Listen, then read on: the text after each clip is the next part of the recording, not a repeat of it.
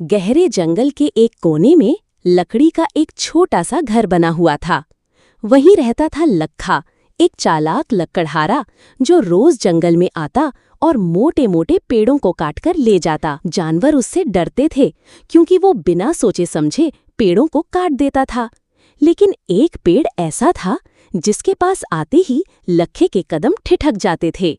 वो था एक बड़ा, घना और मजबूत पेड़ जिस पर रहते थे बबलू और डबलू, दो समझदार और जिद्दी भालू। वो उस पेड़ को अपना घर मानते थे और लखे को एक बार नहीं कई बार भगा चुके थे। लेकिन इस बार लखा सीधे कुल्हाड़ी लेकर नहीं आया, वो आया अपनी चालाकी के साथ। हर बार सामने से आता हूँ, अब चुपके से वार करूंगा, सोचते हुए वो रात को आया और उस पेड़ के नीचे कुछ अजीब सा लेप घिस दिया, एक तरह का तेज रसायन जो धीरे धीरे पेड़ की जड़ों को अंदर से खोखला कर देता है। बार बबलू और डबलू को कुछ भी पता नहीं चला। अगले 2 दिन तक वो मजे से वहीं रह रहे थे, कभी डाल पर लटकते, कभी ऊपर बैठकर फल खाते। तीसरी रात बारिश आई और सुबह जब सूरज निकला, डबलू ने डाल पर पैर रखा ही था कि चर्र ठक ठड़ाम, पूरी जमीन हिल गई, उनका पूरा पैर गिर गया। धूल उड़ रही थी, पत्ते बिखर चुके थे। बबलू और डबलू सदमे में थे, ये कैसे हुआ?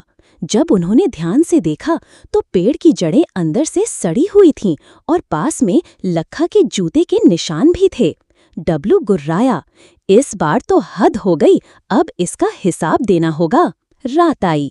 लखा अपने लकड़ी के घर में बैठा टीवी देख रहा था। एक हाथ में मूंगफली, दूसरे में रिमोट और ईयरफोन लगाकर हंसी के शो पर हंस रहा था। हा।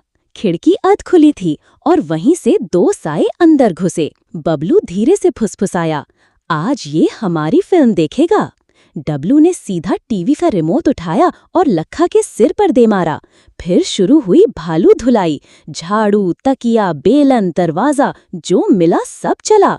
लखा चिल्लाया, अरे माफ कर दो, अगली बार से पेड़ नहीं काटूंगा, सच में नहीं। बबलू बोला, अब अगली बार नहीं आएगी लखा, अब ये घर भी हमारा है। अगली सुबह लखा अपने टूटे लकड़ी के घर से बाहर बैठा रो रहा था और बबलू डबलू अंदर टीवी देख रहे थे, उसका ही हंसी वाला शो। और तब से लखा ने जंगल से माफी मांगी। अब वो पेड़ काटने वाला नहीं, पेड़ बचाने वाला बन गया।